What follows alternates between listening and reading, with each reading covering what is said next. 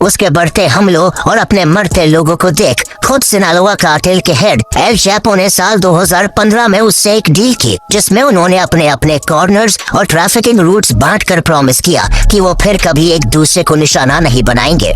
लेकिन साल 2016 में जब एल चैपो अरेस्ट हुआ और उसे अमेरिका की जेल में उम्र कैद की सजा हुई, तो एल मेंचो ने ये डील तोड़ते हुए सिनालोआ कार्टेल की टेरिटरीज को कैप्चर करना शुरू कर दिया। वो अमेरिका में एंट्री के दो मेन स्मगलिंग पॉइंट्स सिउदाद जुआरेज और टिजुआना को कब्जे में लेने के लिए सिनालोआ कार्टेल के लोगों को मौत के घाट उतारने लगा। इसके बाद उसने कोलिमा में भी सिनालोआ कार्टेल के खिलाफ जंग छेड़ दी, जिसके चलते वहाँ इतना खून खराबा हुआ कि वहाँ का मर्डर रेट 3 गुना से भी ज्यादा बढ़ गया। वो यही नहीं रुका, बल्कि उसने अगस्त 2016 में एल चैपो के 2 बेटों को जलिस्को के एक रेस्टोरेंट से किडनैप करवा लिया, जहां वो अपने दोस्तों के साथ बर्थडे सेलिब्रेशन के लिए आए हुए थे। एल मेंचो उन्हें बिना परमिशन के उसके इलाके में घुसने के लिए मौत की नींद सुलाना चाहता था, लेकिन सिनालोआ कार्टेल ने $2 मिलियन और बहुत सारा ड्रग स्टोरेज देकर बड़ी मिन्नतों से एल चैपो के बेटों को छुड़वा लिया। इस इंसिडेंट के बाद उसने साफ कर दिया था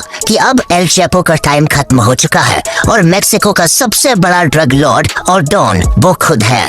हर बदलते साल के साथ एल मेंचो और उसका कार्टेल CJNG और भी ज्यादा पावरफुल होता गया। ना तो ड्रग ट्रैफिकिंग में उसका बढ़ता जियोग्राफिकल एक्सपेंशन कम हुआ और न ही उसका वायलेंस रुका।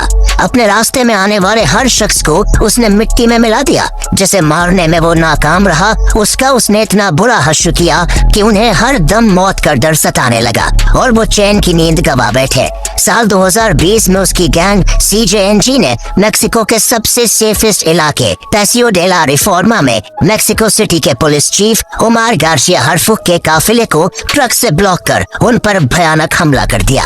उनके बुलेट प्रूफ SUV पर कई मिनटों तक धड़ाधड़ 400 से भी ज्यादा गोलियां दाग दी गई। इनमें से 3 बुलेट्स ओमर को भी लगी। हालांकि किस्मत से वो बच गए और उन्हें तुरंत हॉस्पिटल ले जाया गया, लेकिन इस अटैक में उनके 2 बॉडीगार्ड्स और एक फीमेल सिविलियन की मौत हो गई।